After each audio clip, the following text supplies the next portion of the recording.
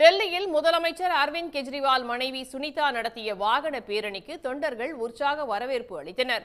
மதுபான கொள்கை முறைகேடு வழக்கில் அரவிந்த் கெஜ்ரிவால் சிறையில் உள்ள நிலையில் ஆம் ஆத்மி வேட்பாளர் குல்தீப் குமாருக்கு ஆதரவாக கிழக்கு டெல்லியில் சுனிதா கெஜ்ரிவால் வாகன பேரணி நடத்தினார். முதல் முறையாக சுனிதா கெஜ்ரிவால் நடத்திய வாகன பேரணிக்கு தொண்டர்கள் மற்றும் பொதுமக்கள் மத்தியில் பெரும் வரவேற்பு கிடைத்தது. சாலையின் இருபுறமும் திரண்டு ஆம் ஆத்மி தொண்டர்கள் சுனிதாவுக்கு உற்சாக வரவேற்பு அளித்தனர்.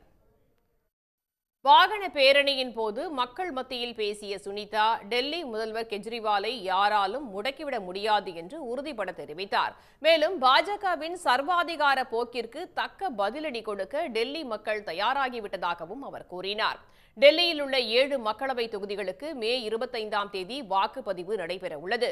4 இடங்களில் ஆம் ஆத்மி கட்சியும் 3 தொகுதிகளில் காங்கிரசும் போட்டியிடுகின்றன. உடனுக்குடன் செய்திகளை தெரிந்து கொள்ள சன் நியூஸ் பெல் ஐகானை கிளிக் பண்ணுங்க.